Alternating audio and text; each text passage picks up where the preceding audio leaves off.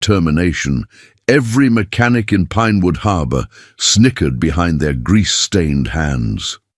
In Fee, a blue-collar town where automotive legacies passed from father to son for generations and respect was earned through decades of proven mechanical know-how, this former office manager with her online certification clearly didn't understand the unforgiving nature of the business she was buying. What these lifetime gearheads couldn't possibly know was that their biggest mistake wasn't doubting her mechanical abilities.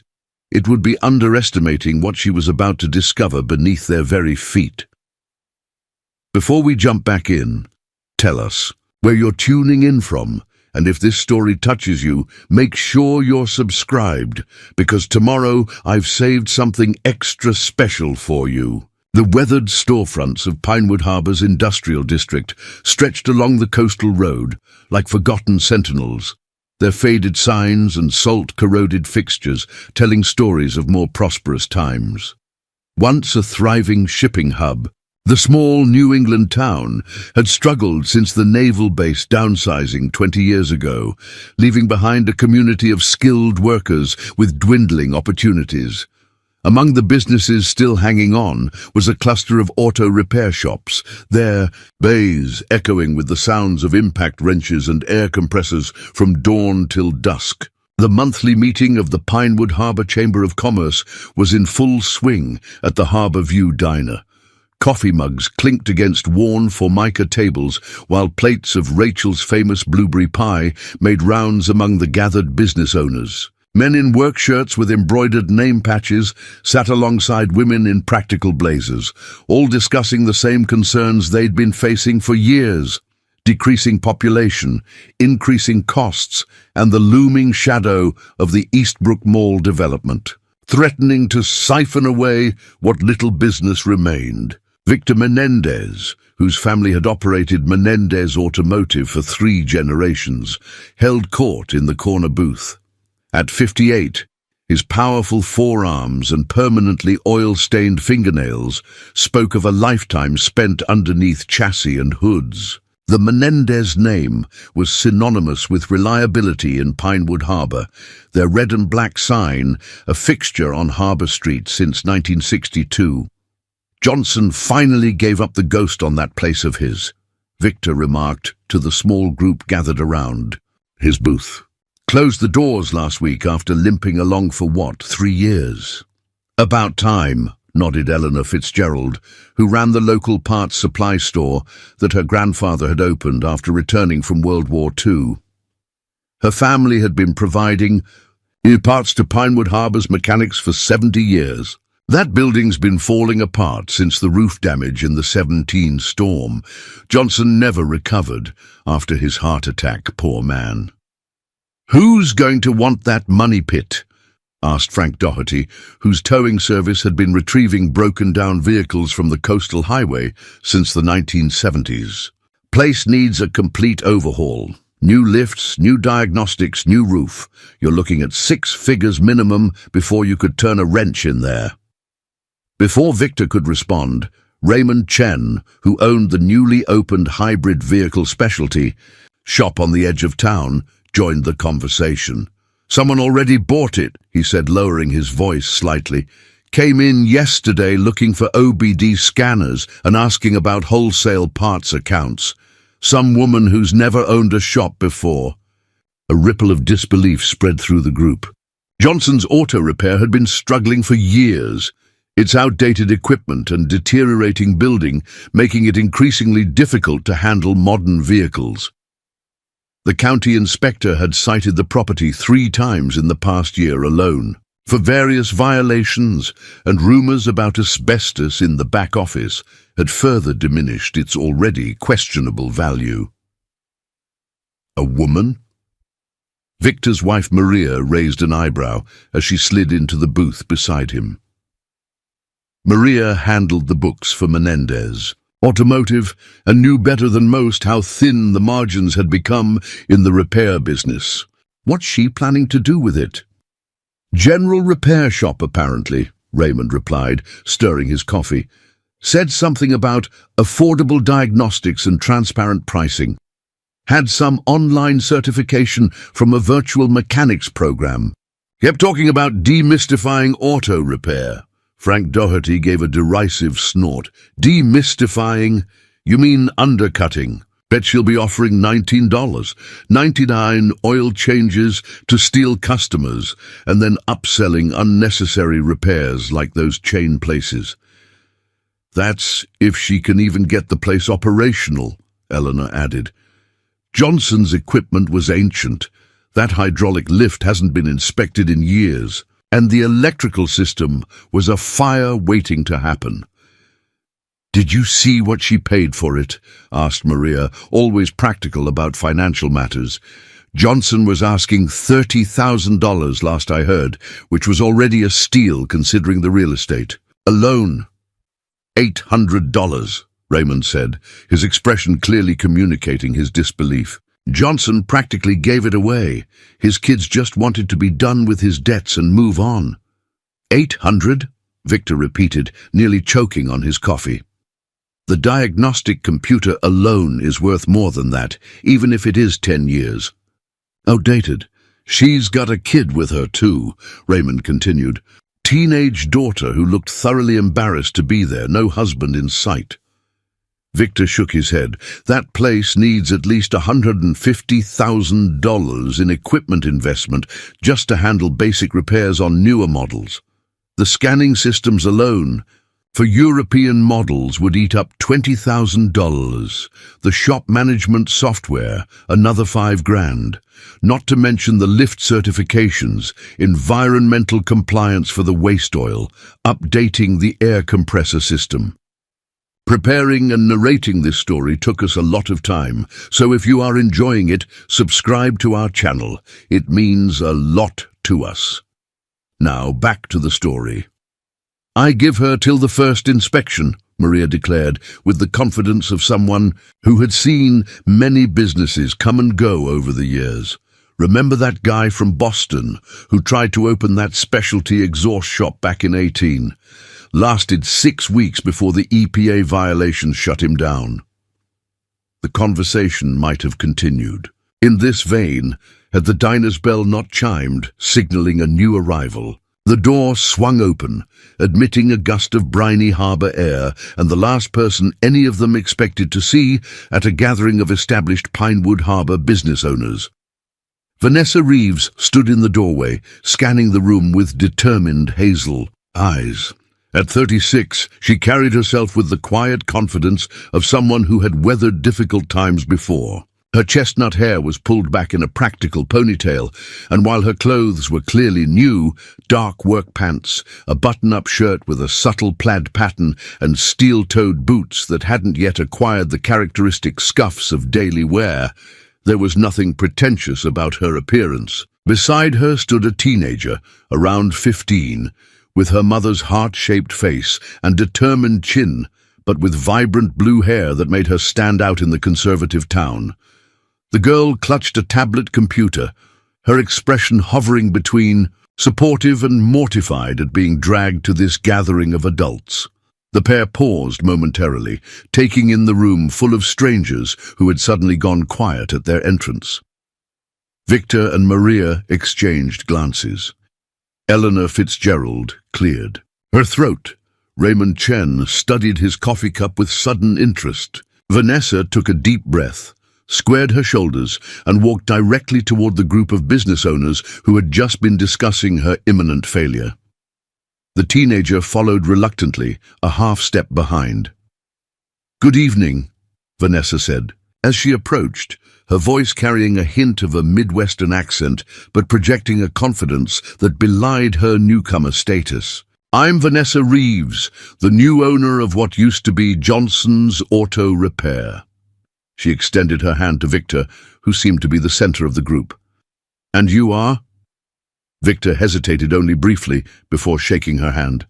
His calloused palm dwarfed her smaller one, but her grip was firm and steady. "Victor Menendez. My shop's about a half-mile east of yours on Harbor Street." "Menendez Automotive," Vanessa nodded. "The diesel specialists. I saw your 5-ton truck lift yesterday. Impressive setup. Something flickered in Victor's expression, perhaps surprise that she had already been observing neighboring businesses, or that she correctly identified his specialty. "This is my wife, Maria," he said, gesturing to the woman beside him. "She keeps our books." "Pleasure to meet you," Maria said, her tone professional but cool. Her eyes traveled to the teenager, standing slightly behind Vanessa. "And this is your daughter?" "This is Zoe," Vanessa said, resting a hand lightly on the girl's shoulder. "She's my assistant manager for the digital side of things." "Zoe, these are the Menendezes. They run one of the established shops in town." Zoe stepped forward, with surprising poise despite her obvious discomfort. "Nice to meet you, Mr. and Mrs. Menendez.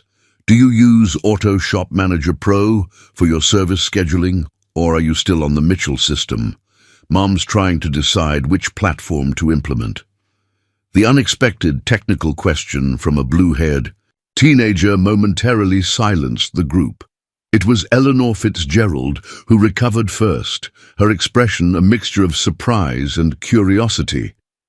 "Young lady, running an auto shop involves a lot more than picking software," she said. "That Johnson place hasn't passed inspection in years. Your mother's bought herself quite the project." Rather than appearing embarrassed, Zoe tapped something on her tablet.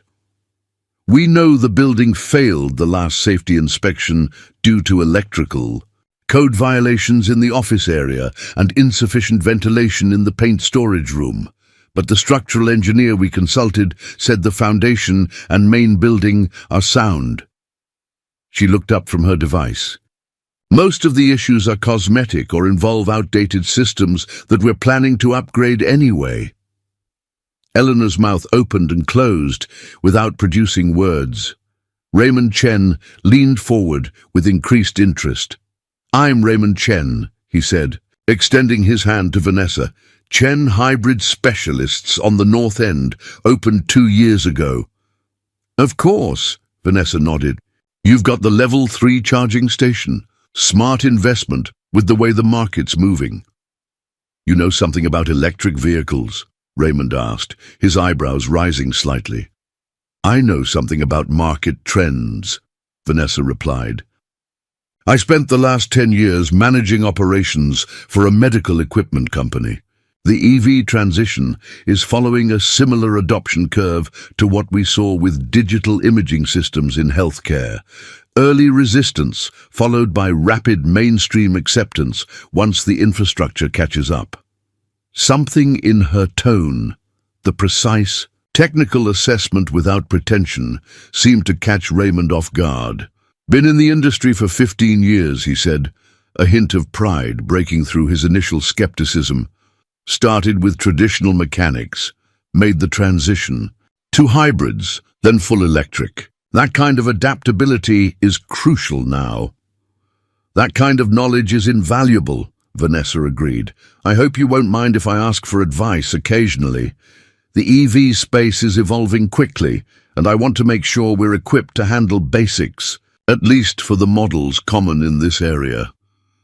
Before Raymond could respond, Frank Doherty interjected, "We heard you paid $800 for the whole operation. Quite a bargain for someone with no experience in the business." The question was pointed, almost challenging, but Vanessa didn't flinch. "Mr. Johnson's children were more interested in resolving the situation quickly than maximizing profit," she replied.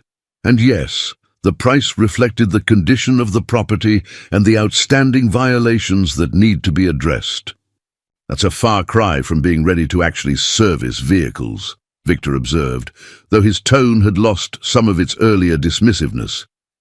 "You're absolutely right," Vanessa acknowledged with a frankness that seemed to surprise them.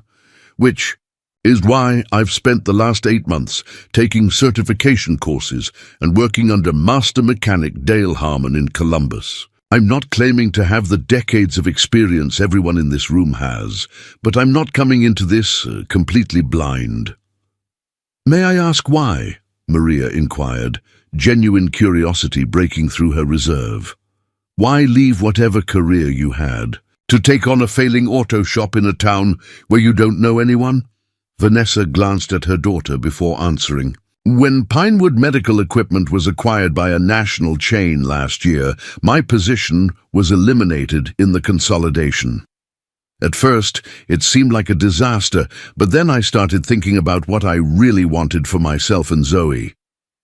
She looked around at the community of business owners who had gathered for generations. My father was a mechanic in Ohio. I grew up in his shop, learning the basics alongside my homework. When he passed away 10 years ago, his shop was sold to a chain that doubled the prices and halved the quality. I always regretted not having the skills or confidence to keep it going. There was a sincerity in her words that was difficult to dismiss, a genuine connection to the work that transcended business calculations. Zoe and I have been living in apartments her whole life. I wanted her to have roots somewhere, to understand what it means to build something real and be part of a community. When I saw the listing for Johnson's shop at that price, it felt like a second chance. Noble sentiments, Frank said, his voice still skeptical. But auto repair isn't a hobby or a lifestyle choice for most of us. It's our livelihood, and it's harder than most outsiders can imagine. The diagnostics alone on newer models require constant updating and training. I don't doubt that for a moment, Vanessa replied, meeting his gaze directly. And I'm not approaching this as a hobby. I've invested everything I have into making this work. I've developed a 3-year business plan focusing on transparency, fair pricing, and gradual equipment upgrades that should make the operation financially viable. She reached into her shoulder bag and pulled out a folder. In fact, that's partly why I came tonight. I was hoping to introduce myself to the business community and also to find out if anyone might be willing to share resources occasionally until I can afford to purchase everything I need. The Johnson equipment is functional but limited. Victor and Eleanor exchanged glances. Equipment sharing wasn't uncommon among mechanical businesses with established relationships, but usually only between those with proven reliability and family connections. What exactly are you planning to focus on? Victor asked, his tone more businesslike now. We're starting with basic maintenance services, oil changes, brake work, and diagnostic troubleshooting, Vanessa explained. Areas where the barrier to entry is lower, while I continue to expand my certifications. I'm partnering with a mobile mechanic service for more complex repairs until I'm fully equipped, both in tools and expertise.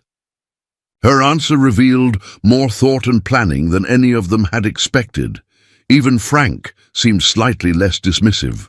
Zoe, who had been quiet during most of the exchange, added, "We're also setting up a digital customer portal so people can see their vehicle's maintenance history, upcoming service needs, and real-time repair status.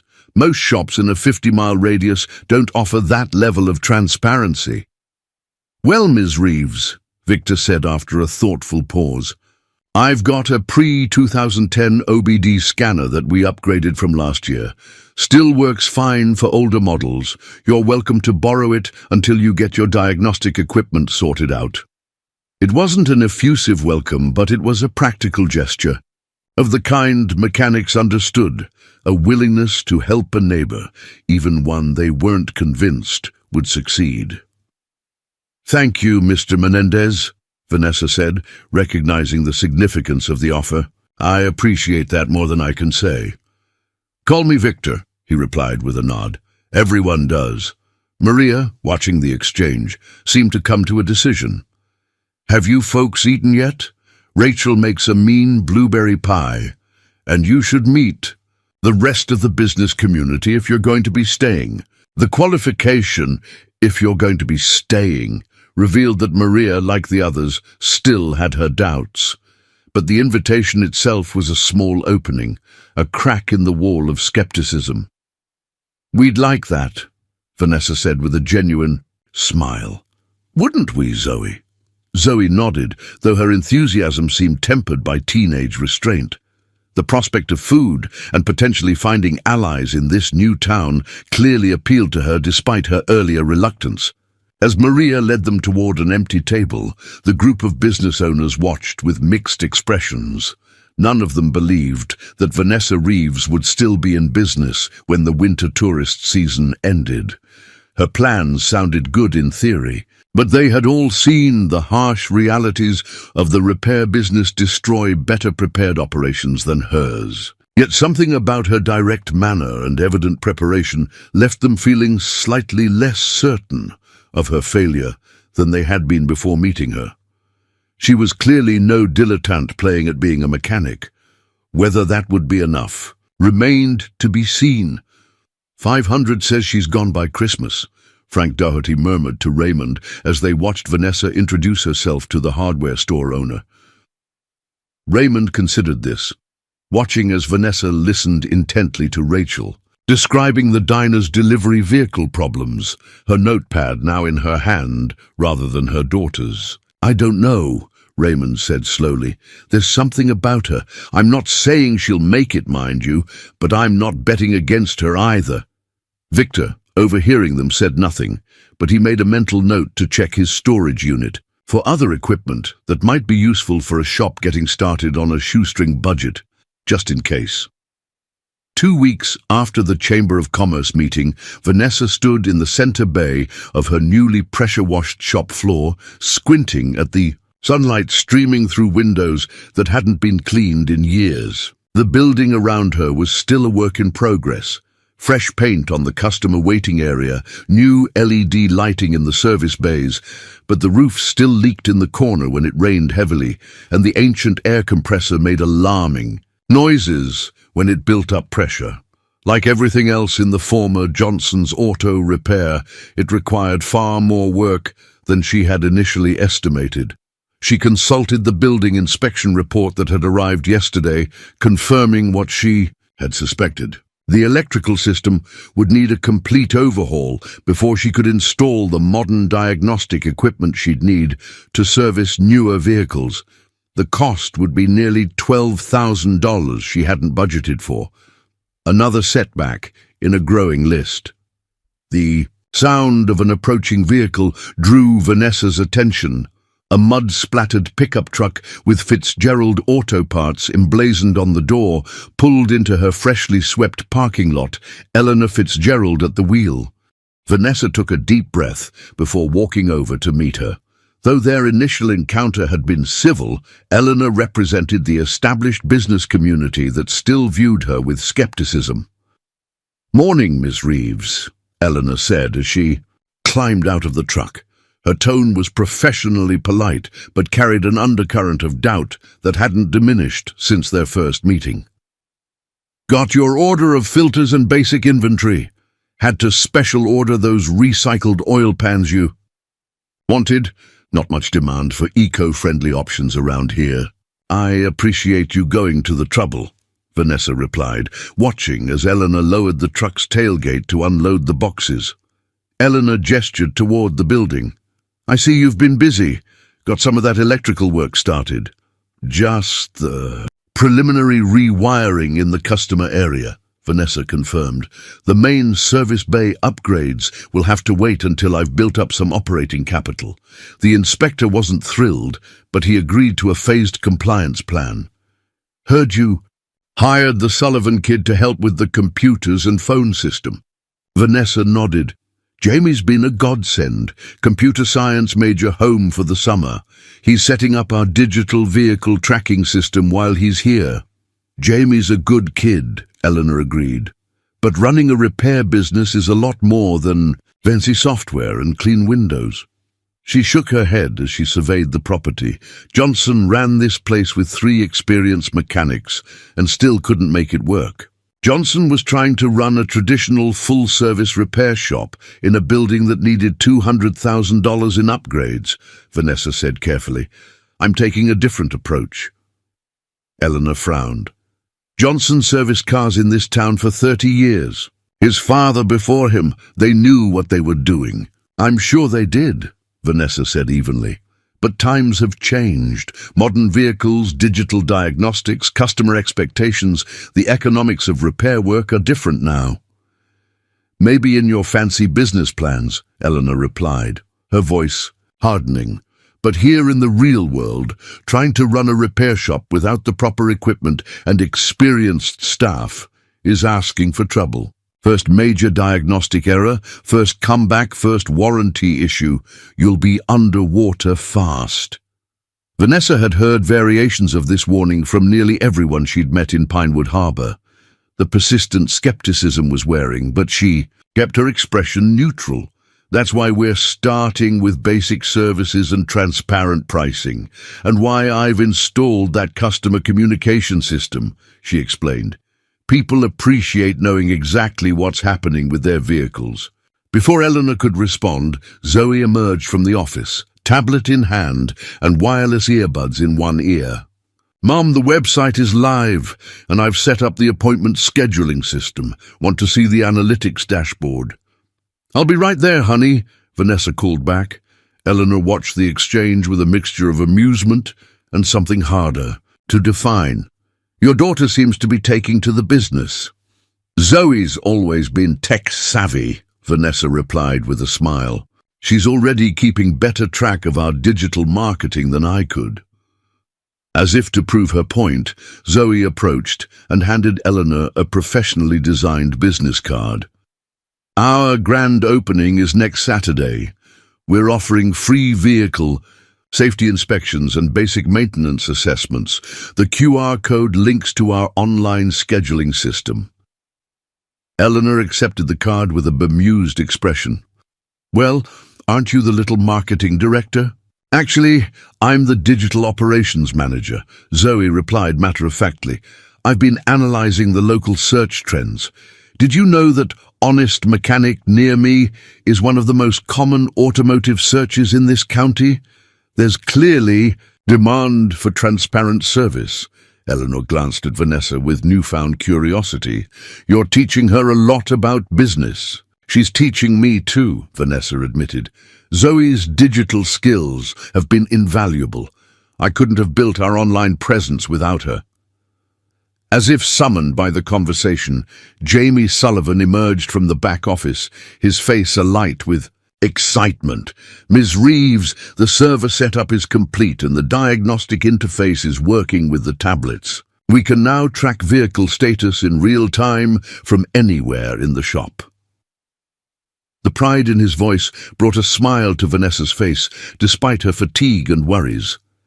Eleanor looked from the enthusiastic college student to Zoe's confident expression, to Vanessa's determined stance. Something shifted in her demeanor, not approval exactly, but perhaps a grudging recognition that Vanessa's commitment went beyond what she had expected. "Well, you better get a proper invoice system set up then," she said, reaching into her truck and pulling out a small box. "These were headed for recycling, but sounds like you might have use for them." She handed Jamie a package of specialized thermal printer paper for service receipts. Jamie accepted the gift with gratitude. "Thanks, Ms. Fitzgerald. This is perfect for the mobile printer system. Just don't expect those fancy computer systems to replace actual mechanical knowledge," Eleanor added, unable to resist one more skeptical comment. "People around here know what good service looks like." "Actually," Vanessa interjected, "we've already had inquiries from summer residents about European vehicle maintenance. They're willing to drive from their vacation homes because the nearest certified service center is over an hour away." Eleanor's expression clouded. "Summer people. That's your market, not year-round locals." "Both, ideally," Vanessa explained. "The seasonal customers help with cash flow, but I'm committed to providing affordable service for the community. That's why our pricing is tiered. Premium service for specialty vehicles, standard rates for regular maintenance." "Don't hold your breath on winning over the locals," Eleanor scoffed. "They've been going to Victor and the other established shops for generations." She climbed back into her truck, her face set in skeptical lines. "Good luck with your fancy software and summer customers, Ms. Reeves. You'll need it when winter comes and they all disappear back to Boston." "Vanessa, watched her drive away, the dust from her tires settling on the freshly painted curb stops. Each day brought similar interactions, moments of connection undermined by deep skepticism, small kindnesses followed by dismissive predictions of her failure. "Don't worry, Mom," Zoe said, seeing the tension in Vanessa's shoulders. "Mr. Chen from the hybrid shop said the same thing last week, and then he ended up giving us access to his technical database." Vanessa smiled at her perceptive daughter. "You're right, actions speak louder than words around here." "And our actions are going to build the best auto shop ever," Jamie declared with the absolute confidence only a 20-year-old could muster. Together, they walked back toward the office, but Vanessa paused as she caught sight of an unfamiliar car slowing as it passed their property. The driver, a middle-aged man in an expensive suit, seemed to be taking pictures with his phone. "Who's that?" Zoe asked, following her mother's gaze. "I don't know," Vanessa replied, an uneasy feeling settling in her stomach. It was the third such car this week, people who were clearly not locals, showing unusual interest in the former Johnson's auto repair. Later that afternoon, as Vanessa struggled to organize the chaotic parts inventory system she'd inherited, she heard the crunch of tires on gravel again. Looking up, she recognized Victor Menendez's service truck. Unlike Eleanor, Victor had been true to his word about lending equipment, though his help always came with plenty of advice and warnings. "Afternoon, Vanessa," he called as he climbed out of the truck. In the 2 weeks since the chamber meeting, they had progressed to first names, a small but significant sign of acceptance. "Saw you wrestling with that old alignment rack earlier. Thought you might need a hand." "Thanks, Victor," Vanessa said gratefully, wiping sweat from her forehead and inadvertently leaving a streak of grease. "But I think I've got it figured out. The calibration system just needed cleaning." Victor looked impressed, despite himself. "You know your way around alignment equipment." "My father taught me the basics," Vanessa explained. "He specialized in suspension work before computerized systems took over. Some principles never change." Victor nodded appreciatively. "Useful skills. But I actually came by to warn you about something." Vanessa tensed. "What's wrong?" "Been hearing rumors." "At Rachel's diner," Victor said, lowering his voice, though there was no one else around. "Atlantic Regional Development has been asking questions about properties in the industrial district. Raymond Chen said a representative approached him last week about selling his property." "Atlantic Regional Development," Vanessa repeated, a chill running through her that had nothing to do with the air conditioning she'd just repaired. "The commercial real estate conglomerate?" Victor nodded grimly. "They've been buying up waterfront and near-waterfront properties all along the coast, consolidating them for mixed-use developments. Word is they're looking to transform this whole district into some kind of harbour village concept with boutiques and vacation rentals." "And they're interested in my property?" Vanessa asked, pieces falling into place. "The mysterious cars, the strangers taking photos. Can't say for certain," Victor replied, "but that Johnson building has the best location in the district. Sits on the corner lot with harbour views from the second floor. That's valuable to a development operation." Vanessa felt sick. She had invested everything she had, financially and emotionally, into this fresh start. "They can't force me to sell." "No," Victor agreed, "but they can make it mighty uncomfortable to refuse. They've been known to buy surrounding properties and then create problems for holdouts, restricting access, filing nuisance complaints, that sort of thing." He hesitated before adding, "Some folks around here might see selling to ARD as a good thing. They pay fair market value, and the development would bring different kinds of jobs. Not everyone shares your vision of keeping the industrial district as a working waterfront." The implication was clear. Vanessa might find herself even more isolated if development interests divided the community. It was yet another challenge she hadn't anticipated. "Thanks for the warning," she said, straightening her shoulders, but I didn't come this far to give up at the first sign of pressure. Victor studied her for a long moment before a slow smile spread across his weathered face. Didn't figure you for a quitter, just wanted you to know what you might be up against. As he turned to leave, he added, By the way, Maria wanted me to ask if you and Zoe would like to come to dinner this weekend. Nothing fancy, just grilled fish and whatever's fresh at the market. She wants to hear more about that customer communication system you mentioned. Could be useful for our shop too. The invitation caught Vanessa by surprise.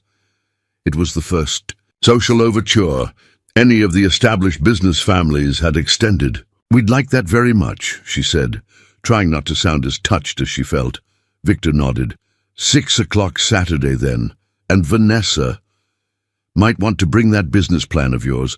I know some folks who might be interested in your approach to the summer resident market. Could be there's something to your strategy, different as it is. After he drove away, Vanessa stood in the middle of her fledgling repair shop. The freshly organized tools, the newly painted service bays, the digital displays showing no appointments yet, and felt the full weight of the challenges ahead. Equipment limitations, community skepticism, development pressure. But then she heard Zoe's laugh from the office as she worked with Jamie on their website, and she remembered why she had taken this risk in the first place. Not just to build a sustainable business, but to give her daughter roots, purpose, and the satisfaction of creating something meaningful together. The sun was setting over Pinewood Harbour, casting long shadows across the industrial district that had been home to working-class businesses for generations. Vanessa was an outsider, a woman with determination and vision rather than a lifetime of local connections. But as she walked toward the office where her daughter waited, she felt a growing certainty that this place, challenging and unwelcoming as it sometimes seemed, was exactly where they belonged. What she didn't yet know was that the greatest test of that conviction was hidden directly beneath her feet, and it would upend not just her business plans, but potentially international security. The grand opening of Reeves Auto Service exceeded all of Vanessa's modest expectations. The free safety inspections brought in a steady stream of curious locals, many openly skeptical, but unable to resist a free service. Zoe's social media campaign had attracted summer residents with European vehicles, drawn by the promise of certified service without the long drive to the city. By the end of the day, they had booked 15 appointments for the coming week and received cautiously positive feedback on their transparent pricing structure. Not bad for day one, Victor acknowledged when he stopped by late in the afternoon, though the real test comes when you start doing actual repair work. I know, Vanessa agreed, but at least people are willing to give us a chance. As promising as the public launch had been, it was what happened after hours that would change everything. Vanessa was in the rear storage room, trying to organize the chaotic inventory system she'd inherited, when she noticed something odd about the floor. Near the back wall, a section of the concrete had a slightly different coloration, forming a rough square about 4 feet across. "That's strange," she muttered, kneeling to examine it more closely. The variation was subtle, only visible when the light hit it. At a certain angle, she ran her hand across the surface, feeling a barely perceptible seam. Curiosity piqued, she grabbed a flashlight from her toolbox and examined the edges more carefully. There was definitely a cut in the concrete, deliberately disguised, but unmistakable to someone looking closely. One corner featured a small indentation. That might once have been a handle point. "What are you doing back here, Mom?" Zoe asked, appearing in the doorway. "I thought we were getting pizza to celebrate." "Look at this," Vanessa said, waving her daughter over. "Does this floor section look different to you?" Zoe crouched beside her mother, her expression shifting from mild annoyance to interest. "It's like a trap door or something. You think there's a storage cellar? Johnson never mentioned anything like that, Vanessa mused. Neither did the building inspector. They exchanged a look that mirrored each other's thoughts, a combination of caution and irresistible curiosity. Only one way to find out, Vanessa decided, retrieving a pry bar from her tool set. It took nearly 20 minutes of careful work to break the seal around the edges. Years of grime and possibly deliberate concealment had effectively hidden the access point. When they finally created enough leverage to lift the concrete panel, it revealed a metal hatch with an old-fashioned combination lock. "Okay, this is officially weird," Zoe declared, capturing the discovery on her phone. "Who puts a locked hatch under a false floor in an auto repair shop?" "Could be an old fallout shelter," Vanessa suggested, though she didn't sound convinced. This building dates back to the Cold War era.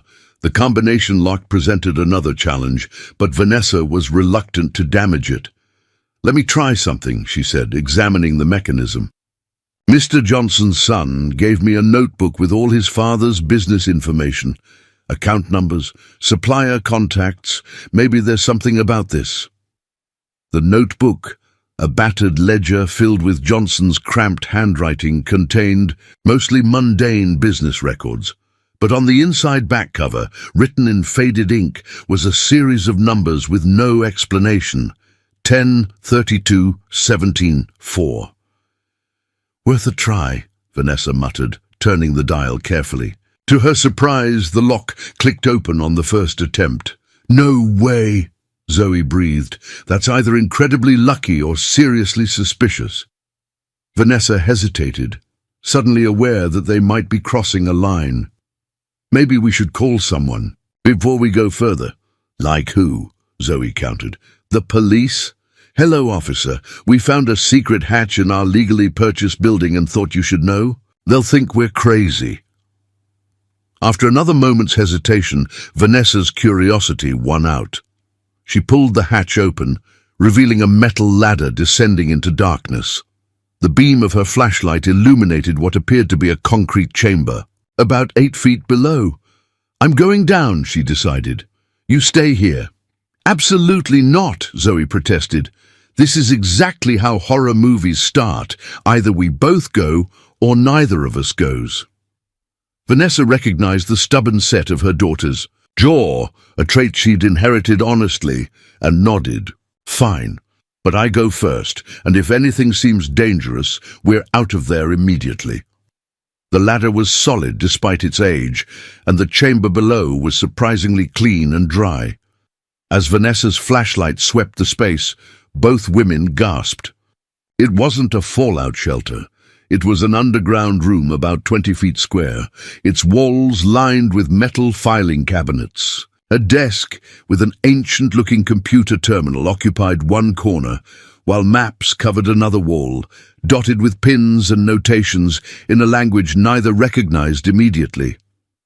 "Mom," Zoe whispered, her voice tight with uncertainty. "What is this place?" Vanessa shook her head, equally baffled. "I have no idea." They moved cautiously through the room. The filing cabinets were locked, but a set of keys hung on a hook near the desk. Opening the first cabinet revealed folders labeled, in what appeared to be code, alphanumeric sequences that meant nothing to either of them. But the contents were even more perplexing.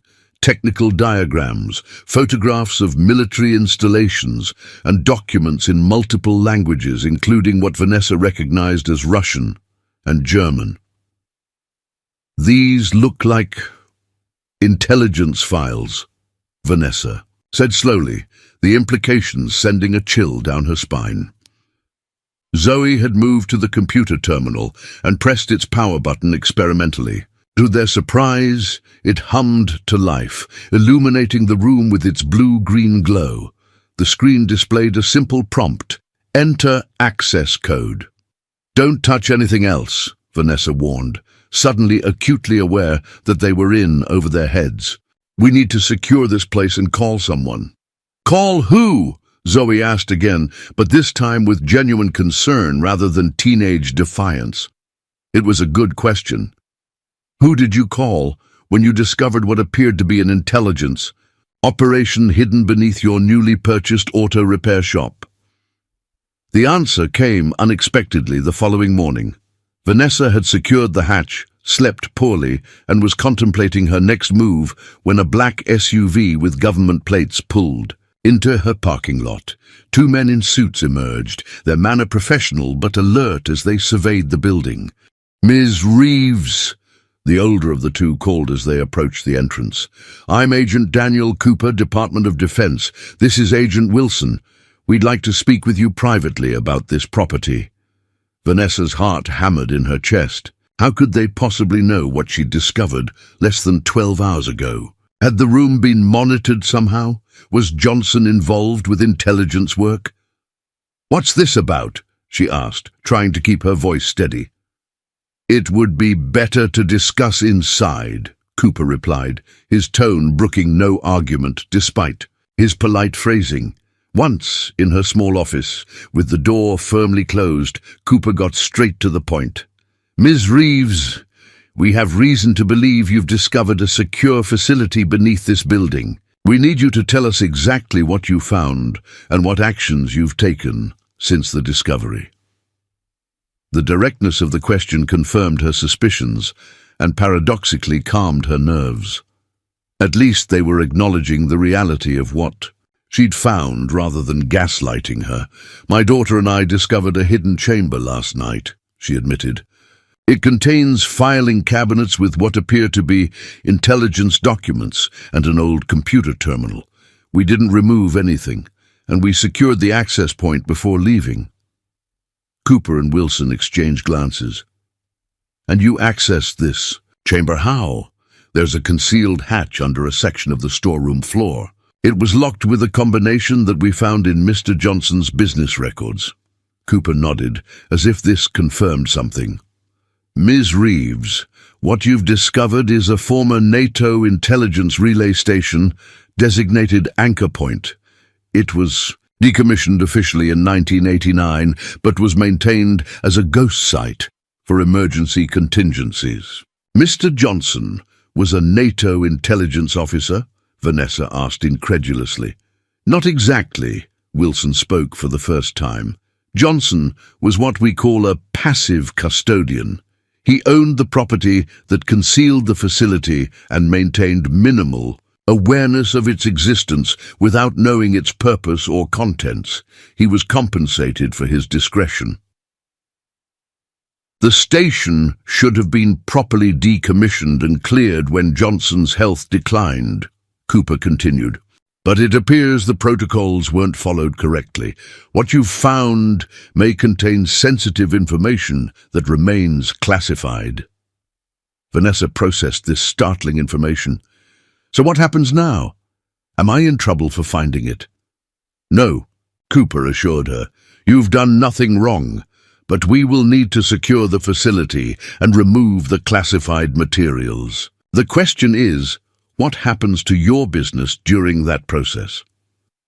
The agent's revelation about the NATO intelligence facility beneath her shop left Vanessa reeling. As Cooper outlined the situation, the implications for her fledgling business became increasingly clear and troubling. "We'll need to close off the site completely for a minimum of 2 weeks," Cooper explained, his tone professional but unyielding. "A specialized team will inventory and remove all classified materials, then permanently seal the underground chamber. During this time, no unauthorized personnel can access the building." 2 weeks? Vanessa echoed, her voice hollow. "I just had my grand opening yesterday. I have appointments scheduled, customers who've trusted me with their vehicles." Wilson, the younger agent, shifted uncomfortably. "We understand this creates a hardship, Ms. Reeves. The department has protocols for compensating affected civilians in such scenarios." "I don't want compensation," Vanessa said firmly. "I want to keep my business open. This shop represents everything I have, financially, emotionally, for my daughter's future. There must be some compromise." Cooper studied her with newfound interest. Most people would be looking for a payout and a way out of this situation. I'm not most people, Vanessa replied, and I didn't come to Pinewood Harbor looking for an easy path. An idea began forming in her mind, one born of necessity and determination. What if you contained your operation to the back storage area? I could rearrange the service bays to work without accessing that section. Your team gets what they need, and my business doesn't die before it even gets started. The agents exchanged glances, communicating silently in the way of long-term partners. It's unorthodox, Cooper admitted, but potentially workable with the right security protocols. After a lengthy discussion of logistics and signing multiple confidentiality agreements, they reached a compromise. The government team would establish a secure perimeter around the storage room, creating a separate entrance through the back of the building. Vanessa would reconfigure her operation to function with the reduced space, and most critically, neither she nor Zoe would discuss what they'd found with anyone. As the agents prepared to leave, Cooper paused. Just out of curiosity, Ms. Reeves, how did you manage to purchase this property for only $800 when it clearly has significant value? Vanessa shrugged. Johnson's children wanted a quick sale. I guess they didn't know what was beneath the floor either. Interesting, Cooper mused, because our records indicate that Michael Johnson was receiving quarterly payments to maintain the site's security. Those payments continued until his death last year? Someone was paying him to keep this place secure, and his children sold it for next to nothing. Vanessa's investigative instincts, honed through years of auditing medical equipment inventory discrepancies, kicked in. That doesn't make sense, unless they didn't know about the payments, Wilson finished her thought. Or someone wanted this property to change hands quietly without attracting attention. Cooper's expression hardened. We'll look into the financial trail. In the meantime, maintain absolute discretion. What you've stumbled into may be more current than a Cold War relic. After the agents left, Vanessa sat alone in her office, the weight of this new complication pressing down on her already burdened shoulders. How was she supposed to run a business while government agents extracted classified information from beneath her shop? How would she explain the restricted area to customers and neighbors without raising suspicions? The bell above. The door chimed, interrupting her spiraling thoughts. Zoe entered, returning from her errand to the office supply store, her expression shifting immediately to concern when she saw her mother's face. "Mom, what's wrong? You look like you've seen a ghost." Vanessa quickly filled her in on the agents' visit and their compromise, watching as her daughter processed the extraordinary situation. "So we're running an auto shop on top of a spy base, and we can't tell anyone," Zoe summarized, her tone hovering between disbelief and excitement. "That's either the coolest thing ever or the beginning of a really bad thriller movie." Despite her stress, Vanessa found herself smiling at her daughter's resilience. "Let's hope it's neither. We just need to keep the business running while they do their work. 2 weeks, then back to normal." Zoe considered this, her natural problem-solving instincts engaging. "We could rearrange the diagnostic equipment to the front bay, move the tool storage to the customer waiting area, and use the parking lot for overflow work. It's not ideal, but it's doable." Looking at her daughter's determined expression, Vanessa felt a surge of pride. Most teenagers would be overwhelmed or looking for escape, but Zoe was already mapping out solutions, adapting to circumstances that would challenge even seasoned business owners. "When did you get so good at this?" Vanessa asked softly. Zoe shrugged, but her eyes reflected a quiet confidence. "I've been watching you my whole life, Mom. You never give up, no matter what gets thrown at you. Why would I be any different?" The simple observation hit Vanessa with unexpected force. Through all her struggles as a single mother, the late nights working multiple jobs, the constant financial juggling, the sacrifices made to provide stability, She had never considered that Zoe was internalizing not just the hardships, but the perseverance.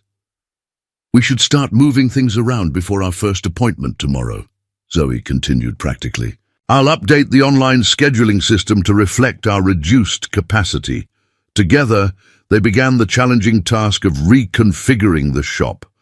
What should have been a discouraging setback transformed into a focused problem-solving exercise, with mother and daughter finding creative ways to utilize every available square foot of their remaining space. By late evening, exhausted but satisfied with their progress, they were interrupted by another unexpected visitor. Victor Menendez's truck pulled into the now empty parking lot, the veteran mechanic looking surprised to find them still working at such a late hour. "Everything all right?" he called as he approached, taking in the dramatically rearranged shop.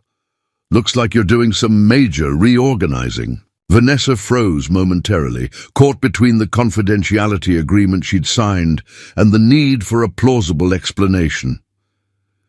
"We discovered some structural issues in the back storage area," she improvised.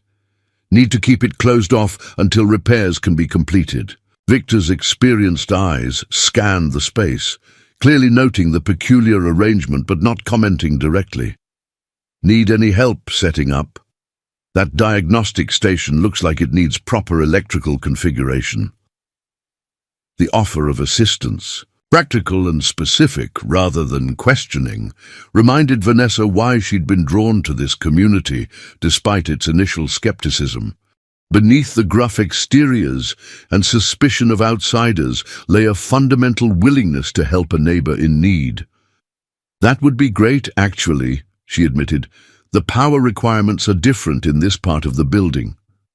As Victor helped them complete the reconfiguration, he shared stories of his own early days in business, the unexpected challenges, the creative solutions, the times when he nearly gave up but found a way through. Each anecdote contained a nugget of practical wisdom, offered without condescension or pity. "Business is never a straight road," he concluded as they finished. "The ones who succeed aren't those who avoid obstacles. They're the ones who get good at navigating around them." After he left, Vanessa and Zoe collapsed onto the chairs in the waiting area, physically drained but mentally buoyed by the progress they'd made. "We can do this," Zoe declared, her conviction unwavering despite the day's revelations. Looking at their transformed shop, Vanessa found herself believing it too. Yes, we can. The following morning brought the government team, 6 individuals in civilian clothes with military efficiency, arriving in unmarked vans before dawn. Cooper introduced the team leader, a woman named Daniels, whose handshake was firm and whose eyes missed nothing. "We'll maintain a separate operation and minimize impact on your business," Daniels assured Vanessa. "But there's something you should know. Our preliminary assessment indicates this may not be a simple extraction. The technology in the chamber is actively running specific monitoring protocols." "You mean it's still operational?"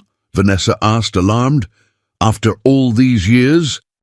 "Some Cold War systems were designed to run autonomously for decades," Daniels explained, "but this particular configuration suggests updates much more recent than 1989. Someone has maintained this station."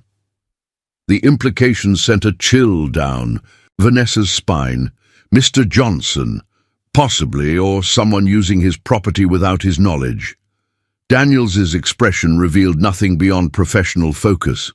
"Either way, proceed with your business as normally as possible. Any unusual interest in your property or operation should be reported to Agent Cooper immediately." With that unsettling guidance, Vanessa opened Reeves Auto Service for its first full day of operation, minus a storage room and with government agents extracting classified intelligence materials just feet away from where she was changing oil and diagnosing check engine lights. The day progressed with surprising smoothness, considering the extraordinary circumstances. The reconfigured shop was cramped but functional. Customers seemed to accept the explanation of structural repairs without question, and Zoe deftly managed the scheduling to account for their reduced capacity. By mid-afternoon, Vanessa was almost able to forget about the covert operation happening behind the temporary wall until Eleanor Fitzgerald arrived with a parts delivery and an unusually inquisitive manner. "Quite the remodeling project," Eleanor remarked, her eyes lingering on the sealed-off area. "Funny, I don't remember Johnson ever mentioning structural problems with that section." "Probably why he never addressed them," Vanessa replied lightly. Redirecting attention to the invoice, the building inspector found issues that had been ignored for years. Eleanor didn't seem entirely satisfied with this explanation. "Saw some people going in through the back earlier, contractors." The question seemed casual, but something in Eleanor's tone set off warning bells in Vanessa's mind. Was this simple neighborhood curiosity or something more targeted? "Environmental remediation team," Vanessa answered, recalling the cover story Cooper had suggested. "Found some old oil contamination that needs specialized cleanup." Eleanor nodded slowly. "Interesting. Very thorough approach for a shop operating on such tight margins." Before Vanessa could respond, Zoe emerged from the office, her timing perfect, whether intentional or coincidental. "Ms. Fitzgerald, could I get your advice on something? We're trying to optimize our parts ordering system, and since you've been in the business so long..." The strategic flattery worked, diverting Eleanor's attention from the sealed area to her area of expertise. As the older woman began explaining inventory management practices, Vanessa caught her daughter's eye and mouthed a silent, "Thank you." The day ended without further incident, but Eleanor's unusual interest lingered in Vanessa's mind. After closing, she mentioned it to Cooper during their daily briefing. "Fitzgerald Auto Parts," he noted, typing something into his tablet. "Family-owned since the 1940s. No security flags in our database." He looked up. "Still, good instincts to notice. Keep track of anyone showing particular interest in your operation." "Is there something specific I should be watching for?" Vanessa pressed. "You said this facility was supposed to be decommissioned decades ago, but it's been maintained. By whom and why?" Cooper hesitated, clearly weighing operational security against Vanessa's need for context. "This location was part of a network monitoring Soviet submarine movements along the eastern seaboard. After the Cold War ended, most stations were closed, but some were maintained as listening posts for other potential threats." "Like what?" "Terrorism, nuclear proliferation, narcotics trafficking," Cooper listed. "The point is, while officially decommissioned, this site may have been repurposed. We're still determining who authorized continued operation and what exactly they were monitoring." "And I'm caught in the middle of it," Vanessa concluded. "Unfortunately, yes." Cooper's professional demeanor softened slightly. "For what it's worth, you're handling it remarkably well. Most civilians would be falling apart or demanding relocation by now." Vanessa thought about her journey to this point. The job loss, the risk of starting over, the community's skepticism, and now, this extraordinary complication. Each challenge might have been reason enough to give up, yet each had only strengthened her resolve.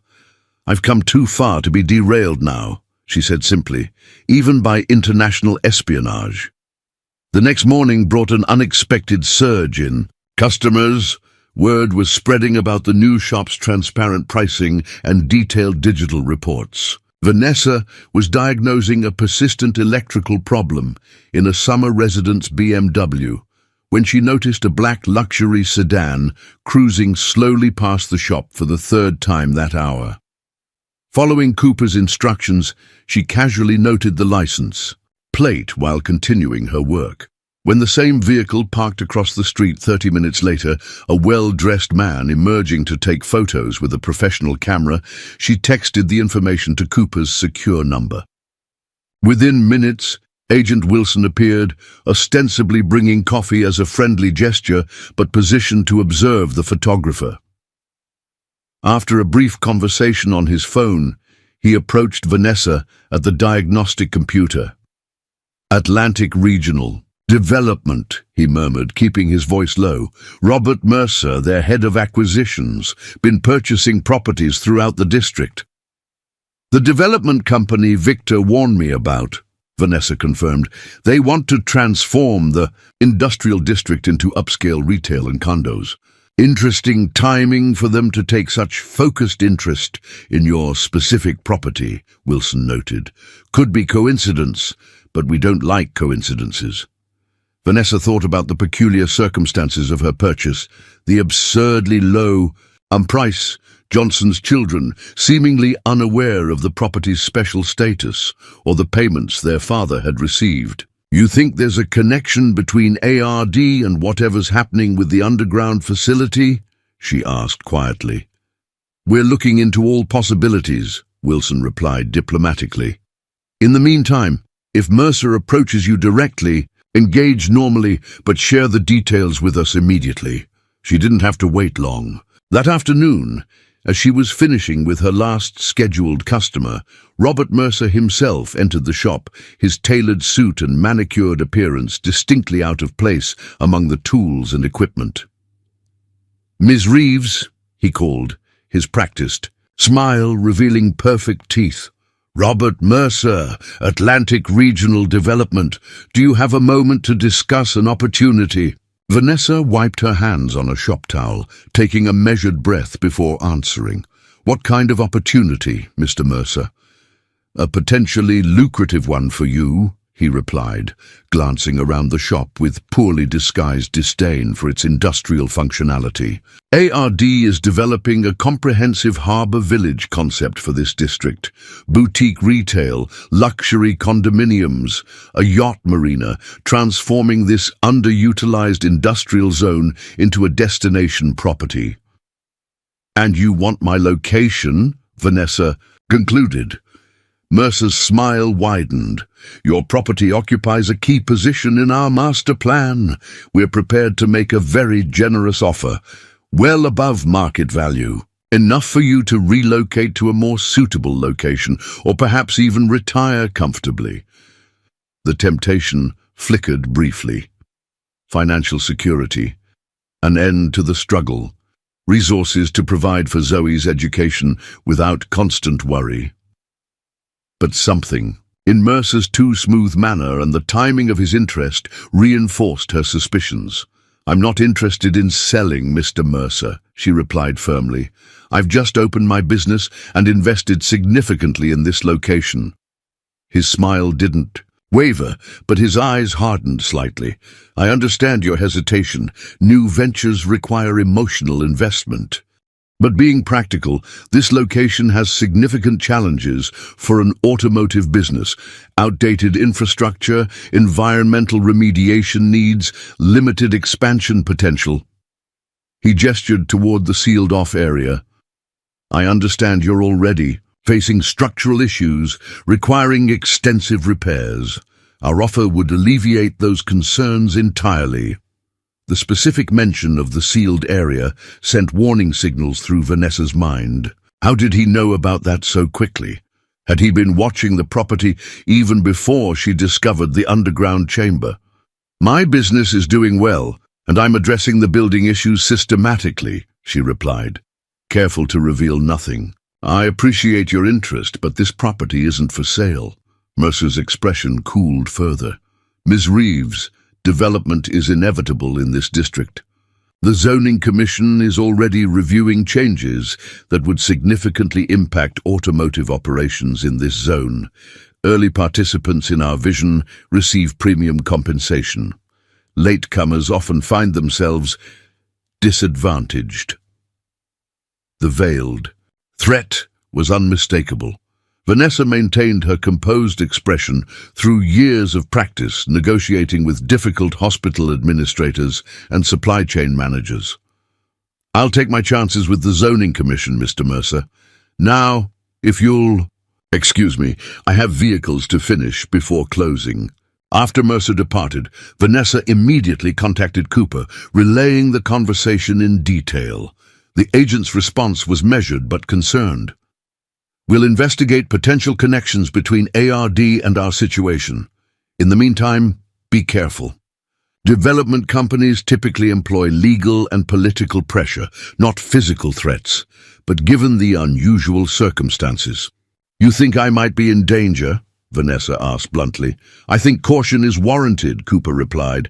"We're accelerating our timeline for clearing the facility. The team will work through the night if necessary." That evening, Vanessa and Zoe accepted Victor and Maria's dinner invitation, grateful for the distraction from the day's tensions. The Menendez home was a modest but well-maintained bungalow filled with family photos and mementos from decades in the community. Maria served a delicious seafood paella. The conversation flowed surprisingly easily. Victor shared stories from his early days as a mechanic, while Maria revealed her background in accounting before joining the family business. Zoe and the Menendez's college-age son, Michael, discovered shared interests in programming and digital marketing. "You know," Maria said as they enjoyed coffee after dinner, "when you first showed up at that chamber meeting, I gave you 6 weeks tops." "Maria," Victor chided, but his wife waved him off. "It's true, we've seen plenty of newcomers with big ideas, but no staying power." She smiled warmly at Vanessa. "I'm glad to be proven wrong. The way you've handled the challenges you faced. It's impressive." "What challenges exactly?" Vanessa asked carefully, wondering how much the community had noticed. "Starting a business with limited capital, facing skepticism as an outsider, being a woman in a traditionally male industry," Maria listed, "and now dealing with structural problems and development pressure." Victor nodded. "Mercer's been making rounds to all the property owners, offering above-market value but making it clear that holdouts will face consequences." "You've been approached too?" Vanessa asked. "Yesterday, offered double the assessed value for our shop." Victor's expression darkened. "When I declined, he mentioned potential changes to environmental regulations that would make auto repair prohibitively expensive in the harbor district." Maria reached for her husband's hand. 3 generations of Menendez mechanics have operated from that location. We're not giving it up for condominiums and yoga studios." The solidarity warmed Vanessa unexpectedly. She wasn't alone in this fight, at least the parts of it she could share publicly. "What if we organized the district businesses?" she suggested. "Presented a united front against the rezoning?" Victor considered this. "Might work. Several owners are on the fence, but if enough of us stand firm..." "Community pressure still matters in local politics," Maria agreed, "especially with elections coming up." As they discussed strategy, Vanessa felt a growing sense of connection to this place and these people. Despite the extraordinary secret beneath her shop and the uncertainty it created, she was finding her place in Pinewood Harbor, not as an accepted outsider, but as an integrated member with a stake in the community's future. The sense of connection made what happened next all the more devastating. Dawn broke over Pinewood Harbor, painting the industrial district in soft gold light that belied the tension that had built overnight. Vanessa arrived at her shop earlier than usual, sensing the accelerated urgency in Cooper's team. The government agents had worked through the night, their unmarked vans still parked discreetly behind the building. Cooper met her at the side. Entrance, his normally composed demeanor showing signs of strain. Stubble shadowed his jaw, and his eyes carried the sharp focus of someone operating on minimal sleep. "We've got a situation," he said without preamble, guiding her to the small office where Daniels was coordinating the team's efforts. The facility wasn't just monitoring Soviet submarine activity, it was tracking something much more current. On a secure laptop, Daniels brought up a series of maps showing the eastern seaboard, with particular focus on the harbor and surrounding waters. This station was maintained off books to monitor suspected weapons trafficking through seemingly legitimate shipping operations. Weapons trafficking? Vanessa echoed. Here in Pinewood Harbor? Not exactly. Cooper handed her a file folder. The system was tracking irregular shipping patterns and radiation signatures that didn't match. Declared cargo. The data suggests someone has been moving components for potential radiological devices through commercial channels, using this harbor as one transit point. Vanessa stared at the documents, the technical language swimming before her eyes. I don't understand. What does this have to do with the development company pressuring me to sell? Daniels pointed to a highlighted name on one of the documents. Meridian Shipping Consortium. On paper, they're a commercial freight operator. In reality, they're a shell company that appears repeatedly in our intelligence about the trafficking network. And they're owned by Oceanic Ventures, Cooper continued, which is a primary investor in Atlantic Regional Development, Vanessa finished, the connections clicking into place. Mercer's company. Cooper nodded grimly. We believe ARD's interest in the Harbor District isn't just about luxury condos. It's about controlling access to the waterfront and eliminating potential witnesses or interference with their shipping operations. That's why they're pushing so hard for rezoning, Vanessa realized. Industrial businesses with people coming and going at all hours are harder to control than upscale residences with security gates and limited access. Exactly. Daniels closed the laptop. And Johnson's shop, your shop, is particularly problematic for them because it literally sits on top of a monitoring station designed to detect exactly what they're doing. The implications crashed over Vanessa like a wave. So when I refused to sell, you became a potential obstacle, Cooper confirmed, one they might decide to remove by means beyond legal pressure. Fear tightened Vanessa's chest, not for herself, but for Zoe. My daughter is already being picked up by Agent Wilson, Cooper assured her. We're placing you both in protective custody until we can secure the evidence we need from the facility and coordinate with the FBI to move against Mercer and his operation. Vanessa's mind raced through the implications. Protective custody meant abandoning the shop she'd fought so hard to establish. It meant disappearing from the community just as she was beginning to find her place. It meant disrupting Zoe's life yet again. How long? She asked, her voice tight. Impossible to say, Cooper admitted. Weeks, possibly months, if this becomes a formal witness protection situation. No. The word escaped before Vanessa had fully processed her own thoughts. There has to be another way.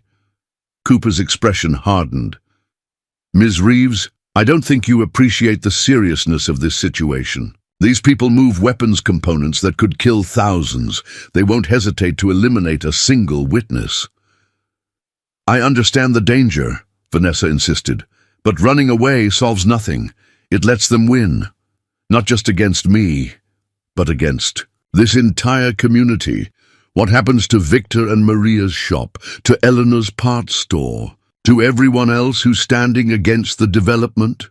That's not our concern, Daniels interjected. Our priority is securing the intelligence and ensuring civilian safety. Vanessa paced the small office, frustration building within her. Throughout her life, she had faced obstacles that seemed insurmountable, raising Zoe alone, losing her corporate job, starting over with nothing but determination and an $800 auto shop. Each time, the easy path would have been to retreat, to accept limitation, to settle for less than she knew was possible. What if we use this situation instead of running from it? She suggested, an idea forming. You need evidence against Mercer and his operation. What if I helped you get it? Cooper looked skeptical. What exactly are you proposing? Mercer wants this property desperately. Let's use that. I'll tell him I've reconsidered his offer, but I want to meet with the principal investors, not just the front man. Vanessa's mind raced ahead, assembling the strategy. If he's connected to the weapons trafficking, a face-to-face meeting could give you the evidence you need. Absolutely not, Cooper said flatly. We don't use civilians as bait. You wouldn't be using me. I'd be volunteering. Vanessa leaned forward, her determination evident in every line of her body. And I wouldn't be alone. You and your team would monitor everything. A tense silence filled the room as Cooper and Daniels exchanged meaningful glances.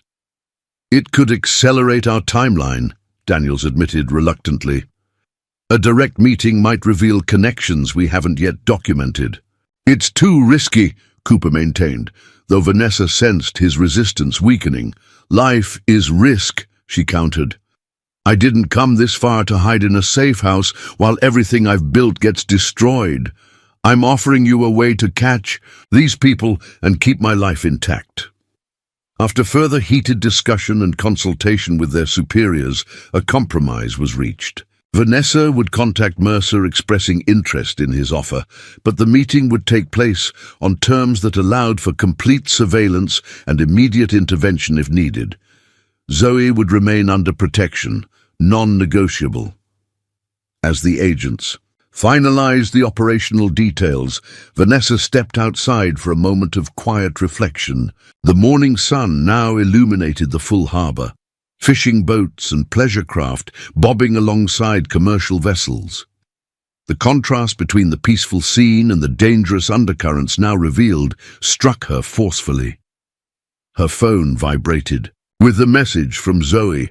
Safe with Agent Wilson. He says you're being stubborn. That's my mom. Love you.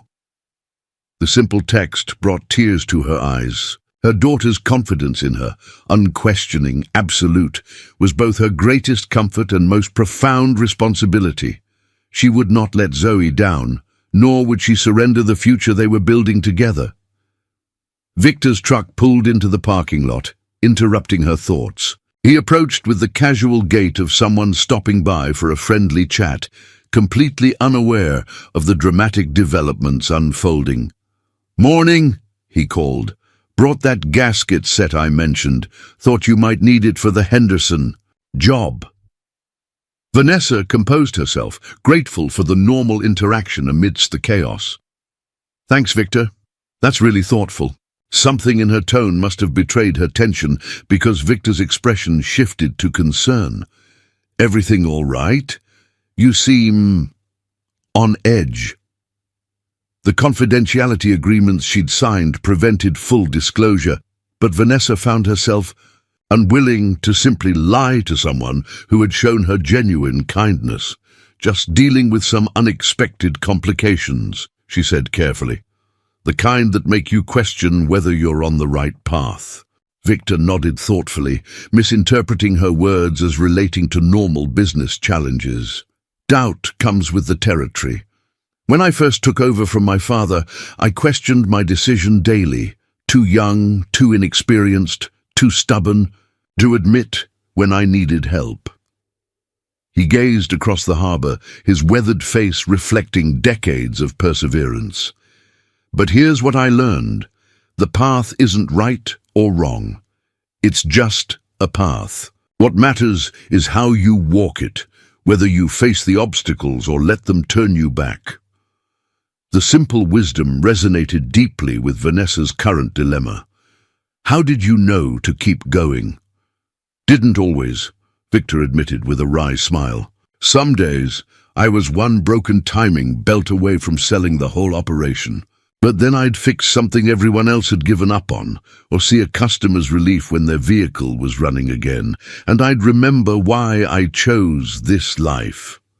He turned to face her directly. "You've got that same look, you know.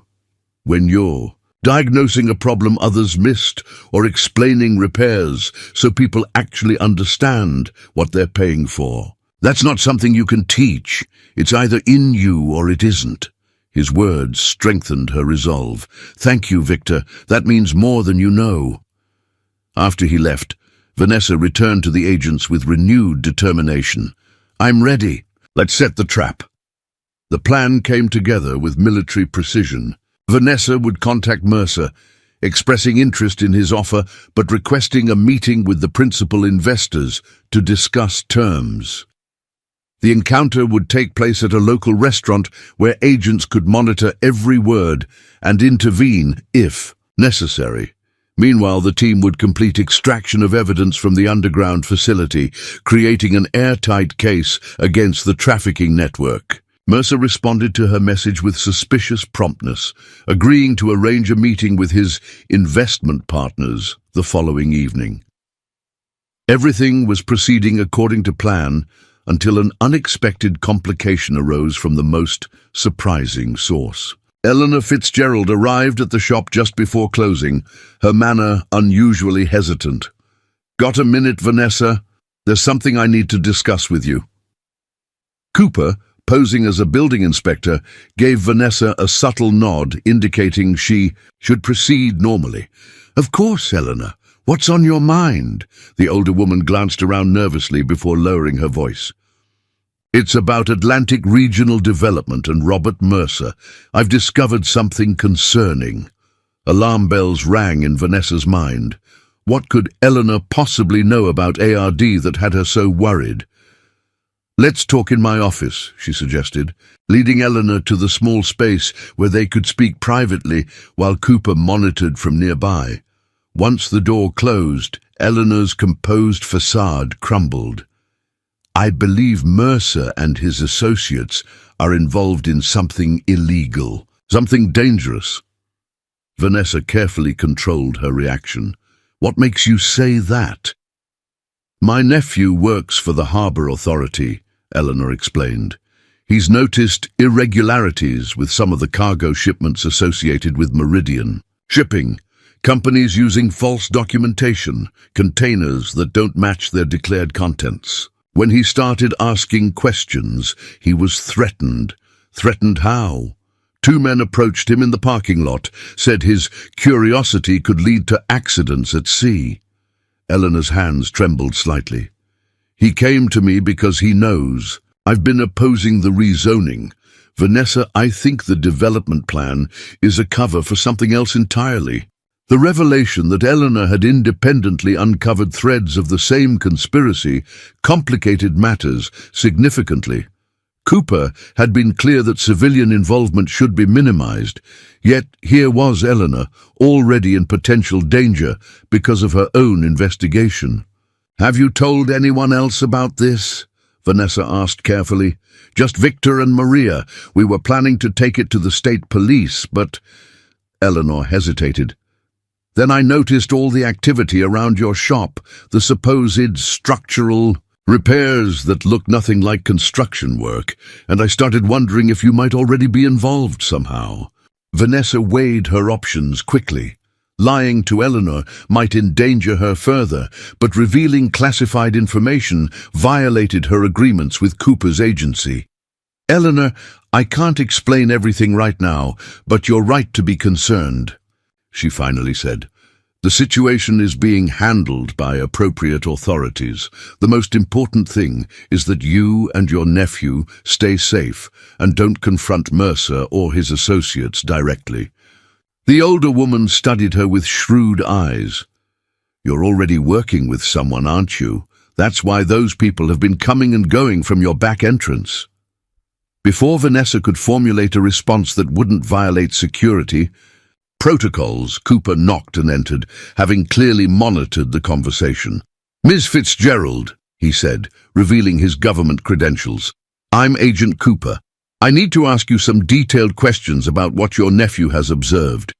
The next hour involved careful debriefing, with Eleanor providing valuable information that actually strengthened the case against Mercer's operation. Her nephew had documented specific shipments with photographic evidence that could help establish patterns beyond what the monitoring station had recorded. "You've potentially placed yourself in danger by investigating this matter," Cooper told Eleanor gravely. We'll need to establish protection for both you and your nephew until the operation concludes. Eleanor straightened her shoulders, her expression resolute. I've lived in Pinewood Harbor my entire life, Agent Cooper. I'm not running away because some developer with dirty business thinks he can intimidate us. Her words echoed Vanessa's own determination, and the two women exchanged a look of mutual respect that would have been unimaginable just weeks earlier. Besides, Eleanor added with unexpected humor, who's going to supply parts to the honest mechanics if I close up shop? Vanessa here has customers waiting. Cooper recognized the same stubborn resilience he'd encountered with Vanessa and modified the protection plan accordingly. The community's business owners were clearly cut from stronger cloth than he'd initially assessed. By the following afternoon, preparations for the meeting with Mercer were complete. Vanessa would wear a concealed recording device, agents would be positioned throughout the restaurant, and a tactical team would stand ready to intervene at the first sign of danger.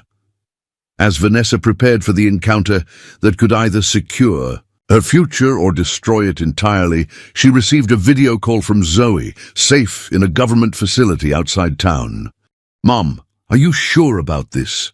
her daughter asked, concern evident in her eyes. "Agent Wilson says it's really dangerous." "I'm sure about what matters," Vanessa replied softly. "Building our life here, standing up for what's right, showing you that we don't back down from challenges, even scary ones." Zoe's expression shifted from worry to pride. "Dad always said you were the strongest person he ever knew. I didn't really understand what he meant until now." The reference to her ex-husband, who had walked away from their family when the responsibilities became too demanding, surprised Vanessa. "Your father said that?" In one of his rare lucid moments between rehab attempts, Zoe confirmed with the matter-of-fact acceptance she'd developed about her absent parent. "He said he left because he couldn't handle the pressure of living up to your example, said you made hard things look easy, and it made him feel small." The revelation struck Vanessa deeply. She had never considered her perseverance as intimidating. It had simply been necessary, the only way forward through life's challenges. "I don't make hard things look easy, Zoe. I just do them anyway because the alternative is giving up." "That's what makes you strong, Mom." Zoe's smile carried wisdom beyond her years. "Now go catch some bad guys so we can get back to fixing cars and annoying the locals with our fancy digital systems." The conversation centered Vanessa, reminding her why she was taking this risk. Not just for justice or to protect her business, but to demonstrate for Zoe that courage isn't the absence of fear. It's acting despite it. That evening, dressed in business attire that felt foreign after weeks in shop clothes, Vanessa arrived at Harbour House, an upscale restaurant overlooking the water. Mercer waited at a corner table, accompanied by two men in expensive suits whose cold eyes and alert postures suggested backgrounds in something other than real estate development. "Ms. Reeves," Mercer greeted her with his practiced smile, "so pleased you've reconsidered our offer. Allow me to introduce Michael Brennan and James Kovacs, key investors in our Harbour Village vision." Vanessa shook their hands, noting the calculating assessment in their eyes. These were not ordinary businessmen. They carried the subtle tension of predators assessing potential threats. "Thank you for meeting with me," she said, projecting confidence she didn't entirely feel. "Before discussing specific terms, I wanted to understand more about your development plans and timeline. My decision impacts not just my business, but my daughter's future." Brennan, the older of the two men, leaned forward. "Our vision for Pinewood Harbor is transformative. The industrial zone has outlived its usefulness in today's economy. We're offering property owners the opportunity to benefit from inevitable change rather than resist it." "And if they continue to resist?" Vanessa asked directly. Market forces and regulatory evolution will eventually force their hand, Kovac replied smoothly. Those who partner with us early receive premium compensation. Those who delay find their properties devalued by surrounding development and increasing compliance costs. The veiled threat was delivered with corporate politeness, but its meaning was unmistakable. I understand you have particular interest in my property, Vanessa pressed, guiding the conversation toward the evidence Cooper needed. Is there something specific about its location that's valuable to your plans? The three men exchanged quick glances before Mercer responded. Your corner lot provides optimal access for the marina facilities we envision. The harbor depth at that point allows for larger vessels. Commercial vessels? Vanessa asked innocently. I noticed Meridian Shipping seems to use that section of the harbor frequently. The temperature of the conversation dropped perceptibly. Brennan's expression hardened, while Kovac's hand moved slightly toward his jacket in a gesture that raised alarm bells in Vanessa's mind. You've been researching our business interests, Brennan observed, his tone dangerously neutral. Due diligence, Vanessa replied, fighting to keep her voice steady. When considering a major property transaction, it's important to understand who you're dealing with. And what exactly do you think you understand about our operations, Ms. Reeves? Kovac asked, his accent becoming more pronounced with tension. The moment balanced on a knife's edge. Vanessa knew Cooper and his team were listening, ready to intervene, but she needed to secure explicit evidence connecting these men to the trafficking network. I understand that Meridian Shipping handles special cargo that requires particular documentation and handling, she said carefully. Cargo that might attract unwanted attention without the right infrastructure in place. Brennan's eyes narrowed. You seem remarkably well informed for someone who only recently arrived in Pinewood Harbor. The building I purchased came with interesting features, Vanessa replied, deliberately ambiguous. Mr. Johnson apparently had connections I wasn't initially aware of. The underground monitoring station, Kovac stated flatly, abandoning pretense. We wondered if you had discovered it. The direct acknowledgement sent adrenaline coursing through Vanessa's system. They knew about the facility, had known all along, which meant Johnson's death and the suspiciously cheap sale of his property suddenly carried much darker implications. Then you understand why your offer would need to be significantly higher than market value, Vanessa countered, playing for time while Cooper's team processed this damning admission. What I've found has considerable value to the right parties. Brennan leaned forward, dropping all pretense of legitimate business. Ms. Reeves, let me be perfectly clear. You have two options. Accept our very generous offer and walk away with your life intact or suffer an unfortunate accident that would leave your daughter an orphan. The choice is remarkably simple.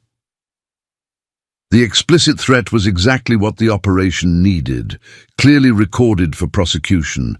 Vanessa felt a surge of triumph beneath her fear. They had what they needed. Actually, she replied with newfound confidence, I think there's a third option you haven't considered. At her words, the restaurant erupted into coordinated action. Cooper and his team converged on the table from multiple directions, weapons drawn, while uniformed FBI agents secured the exits. Brennan and Kovac reached for concealed weapons, but froze when confronted with overwhelming force. Federal agents, hands on the table now, Cooper commanded. The look of shocked betrayal on Mercer's face as he was handcuffed provided Vanessa with a moment of pure satisfaction amidst the chaos. His carefully constructed facade of legitimate business crumbled as agents recited the charges: conspiracy, weapons trafficking, extortion, and suspected involvement in Johnson's supposedly natural death. As the suspects were led away, Cooper approached Vanessa, his professional demeanor softened by genuine respect. "You did well," he acknowledged. "Your testimony and the evidence from the underground facility should put them away for decades." "But what happens now?" Vanessa asked, the adrenaline of the operation beginning to fade. "Now?" Cooper smiled slightly. "Now, you go back to fixing cars and building the business you fought so hard to protect.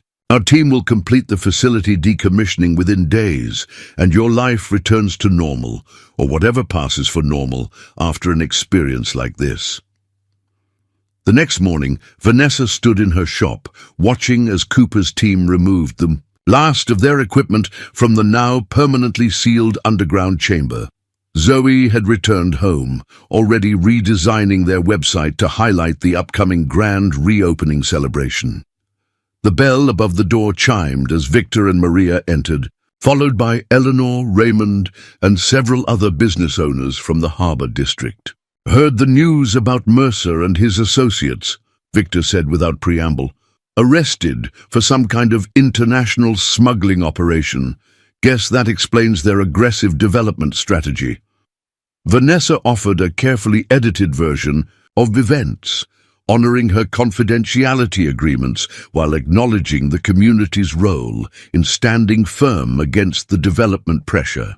"The important thing is that the rezoning proposal has been withdrawn," Eleanor added. "The industrial district stays industrial, at least for now." "Which means we all have businesses to run," Raymond concluded practically. "Speaking of which, we've been talking and we have a proposition for you, Vanessa." Maria stepped forward. "The Harbor District Business Association has been dormant for years, but with everything that's happened, we've decided to revive it. We'd like you to serve as its first president." The offer stunned Vanessa. Just weeks ago, these same people had barely masked their skepticism about her chances of survival in their community. Now they were asking her to lead them. "Why me?" she asked honestly. "I'm still the newcomer here." "Because you showed us something important," Victor explained. "Not just courage in standing up to Mercer's pressure, but vision in seeing possibilities where the rest of us saw only problems. The Harbor District needs that combination of determination and innovation if we're going to thrive." Eleanor nodded, in agreement. Besides, anyone who can turn an $800 investment into a successful business while inadvertently helping break up an international weapons ring clearly has leadership qualities we could use. The room filled with laughter, breaking the tension and symbolizing the transformation that had occurred, not just in Vanessa's status within the community, but in the community itself. As they discussed plans for revitalizing the business district, through collaboration rather than competition, Vanessa caught Zoe watching from the office doorway, a proud smile illuminating her face. In that moment, all the risks, fears, and challenges of the past weeks crystallized into something profoundly worthwhile. She had come to Pinewood Harbor seeking only a fresh start and a chance to build something meaningful for herself and her daughter. What she'd found instead was not just a business opportunity, but a community that, once they moved past their initial skepticism, valued determination and integrity above all. The underground chamber with its Cold War secrets would remain sealed beneath her shop, a reminder that beneath the ordinary surface of daily life often lie extraordinary depths. But the real discovery had been much simpler and far more valuable.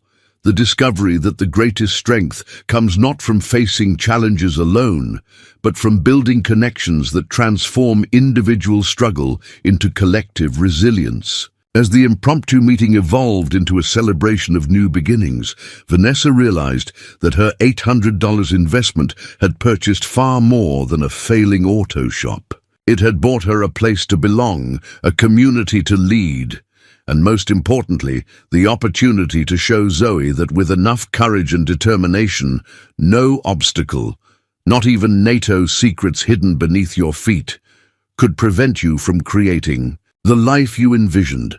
Up next, you've got two more standout stories right on your screen. If this one hit the mark, you won't want to pass these up. Just click and check them out. And don't forget to subscribe and turn on the notification bell so you don't miss any upload from us.